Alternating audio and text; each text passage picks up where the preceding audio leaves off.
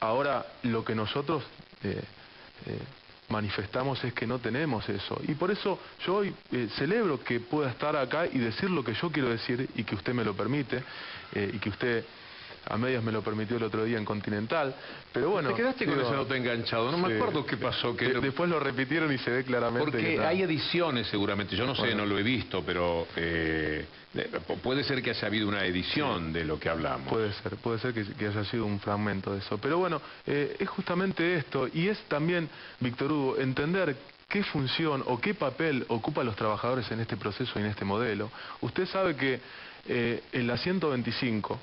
cuando se estaban tocando intereses reales, porque eso es profundizar el modelo, cuando se va por intereses reales, cuando hablamos de distribución equitativa de la riqueza, y te parece que el modelo fuera abstracto, que se discute desde los canales de televisión. El modelo se discute en la calle.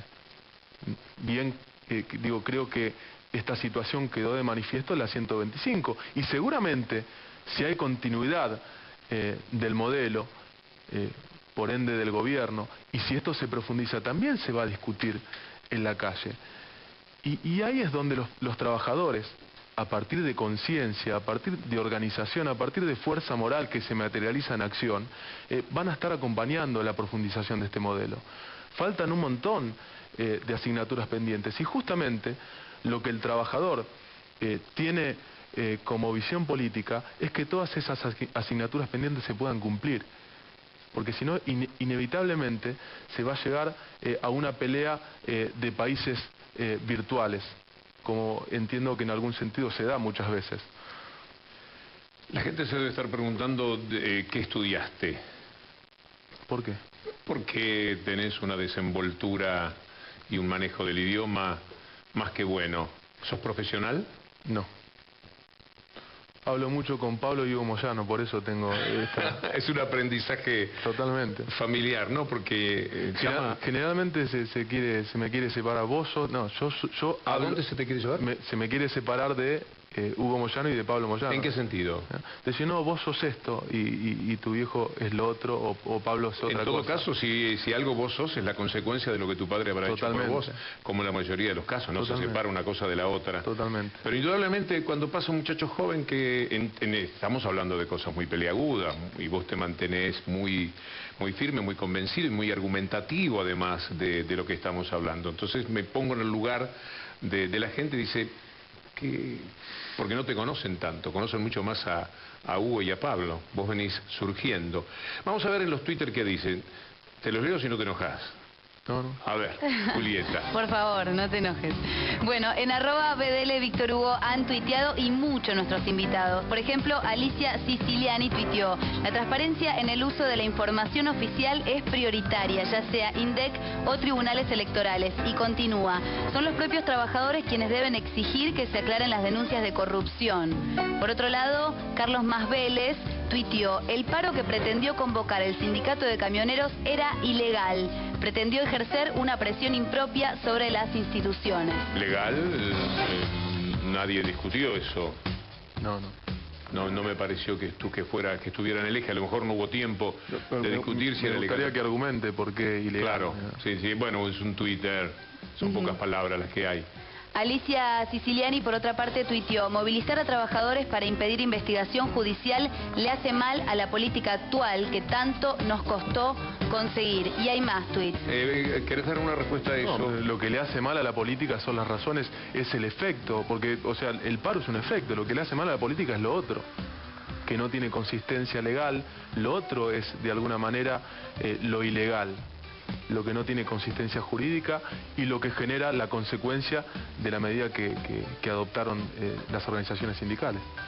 Delia Bisuti tuiteó: ¿qué hay detrás del exhorto de Suiza? Como sociedad necesitamos tener la info para esclarecer el tema.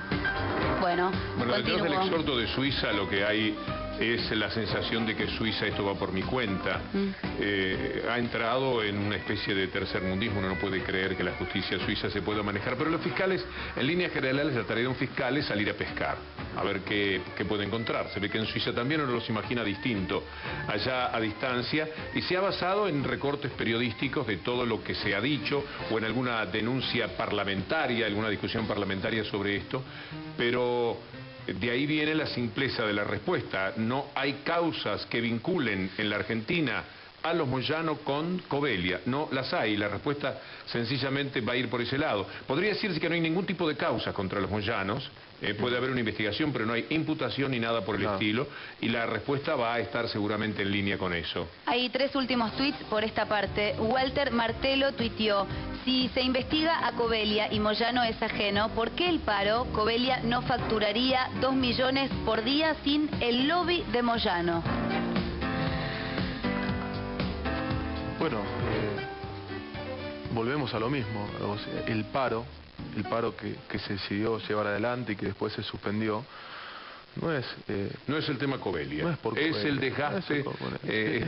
Bueno, vamos a darlo yo te lo tengo que llevar indefectiblemente a estos términos de el imperialismo angloamericano, porque no pasa desapercibido y no es casualidad la tapa de Clarín de ese día, y no es casualidad el cable de Wikileaks del día anterior. Y no es casualidad todo lo otro. Y no es casualidad el desgaste que viene. Prepárense, Facundo, es un año muy difícil. Bueno, seguramente.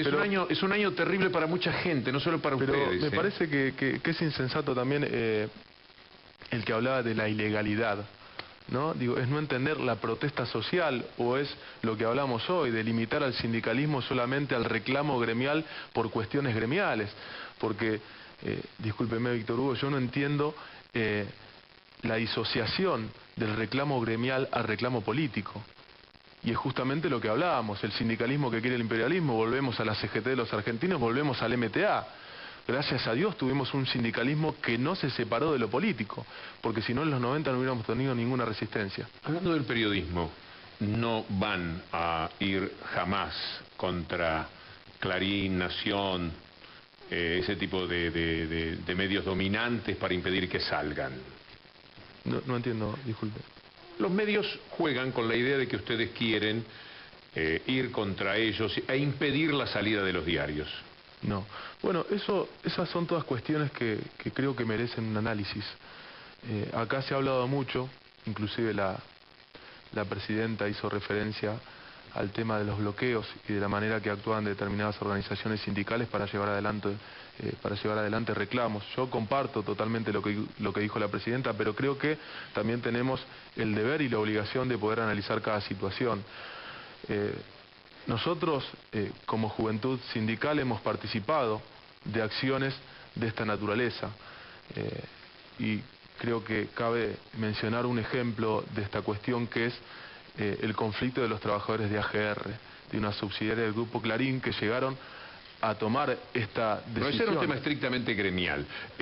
La pregunta, Facundo, es si ustedes tomarían esa decisión en la medida en que aparezcan más informaciones. No, de ninguna manera. Y aparte tampoco se habló de bloqueo.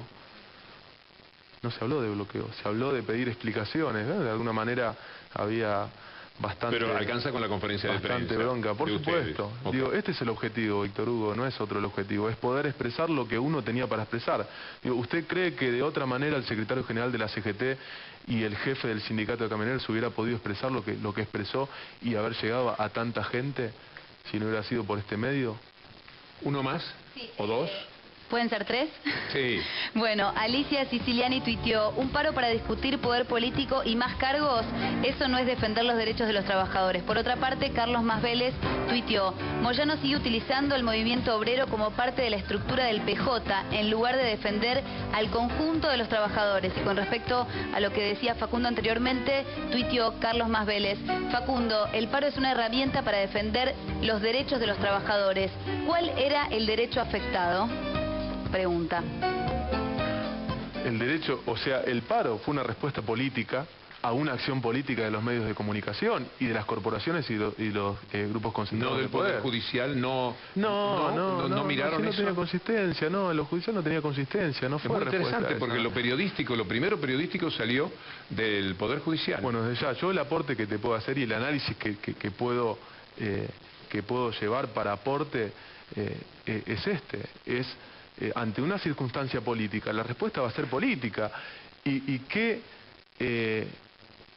mejor defensa hacia el trabajador que justamente defender los intereses políticos de los trabajadores. Y volvemos a lo mismo, el paro, ¿quién dijo que es, o la medida de fuerza es para los reclamos estrictamente gremiales? Creo que eso nadie lo determinó. Y bueno, discutámoslo, discutamos el derecho de huelga, discutamos, las movilizaciones, o la movilización del 30 de abril del año 2009 con 300.000 trabajadores el 9 de julio. Fue para manifestarse políticamente y expresar el acompañamiento del modelo socioeconómico que se empezó en el 2003. Y fue político. No era para ningún reclamo gremial, sí era para beneficiar los intereses de los trabajadores. No directamente por una cuestión gremial, pero sí por una cuestión política, porque sabemos que este es el modelo que le dio soluciones a los trabajadores y que le devolvió parte de la dignidad. Voy a hacer una pausa, Facundo. Vamos a parar la pelota 2 o 3 minutos, un poquito más, ya volvemos.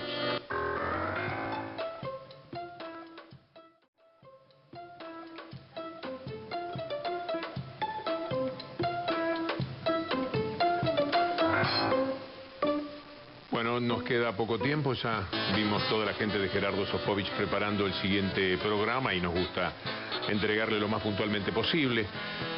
¿Qué va a pasar de aquí en más? Podemos hacer un poco, tener una idea. Este es un año complejo. El 2011 será inolvidable en sus vaivenes políticos, periodísticos, en lo mucho que se va a mentir, en lo mucho que se va a operar, en lo mucho que se va a responder, en la mala sangre que va a haber. Es inevitable que así sea. ¿Cómo se preparan para ahora, a partir de esto? ¿Qué aprendieron, sería la pregunta, en lo bueno y en lo malo de todo este episodio? No, bueno, poder tener la posibilidad de expresar lo que uno siente o piensa es fundamental. Por eso el lugar que hemos tenido en los medios de comunicación, yo en lo particular, los diferentes dirigentes gremiales, para explicar toda esta situación y no caer en lo que, bueno, recién veíamos en los Twitter, ¿no? Que querían, que en realidad eso es lo que alimentan las falsas contradicciones que no existen con el gobierno. Acá defender al movimiento obrero, defender a Hugo Moyano, que es la máxima expresión del movimiento obrero, es defender al gobierno, es defender al modelo que los tiene a los trabajadores, como te decía hace un rato, como factor esencial. Seguramente van a seguir atacando, pero creo yo que se ha consolidado esta unidad entre las diferentes expresiones del campo nacional. Por eso creo que es muy importante que todos empecemos a analizar esta cuestión desde el objetivo, pero teniendo en cuenta qué intereses defienden los trabajadores y qué intereses defiende Hugo Moyano y ha defendido en la historia reciente. Facundo, muchas gracias. Por las dudas, quédate un instante más antes de la pausa que tenemos que hacer, por si en el Twitter hay algo que quieras responder, aunque podés perfectamente dejarlo pasar. Exactamente. Bueno, hay algunos más, hay 3 más. En @BDL Víctor Hugo, por ejemplo, Delia Bisuti tuiteó: importante la decisión de no realizar el paro. Hubiera generado suspicacias en muchos sectores de la sociedad. Por otra parte, Alicia Siciliani tuiteó: hay que diferenciar un acto político de un paro. ¿Un paro contra quién entonces? Carlos Masvélez tuiteó: convocar un paro en defensa de Hugo Moyano no pareciera ser parte de la función esencial de un sindicato. Bueno, lo que Facundo ha tratado de decirnos toda la noche, sin perder la paciencia, es que justamente eso era parte, el paro era parte de toda la defensa del sindicalismo en general y no solamente una cuestión referida a Moyano. Era defender al factor esencial, como bien lo dijo la presidenta, y era defender a quienes van a garantizar la profundización del modelo, que son los trabajadores. Creo que eso lo tenemos que tener en claro todos los que estamos de alguna manera con nuestras diferencias naturales defendiendo el modelo y el gobierno. Facundo, una vez más, muchas gracias. Gracias a usted, Víctor Hugo. La pausa y ya volvemos, sí.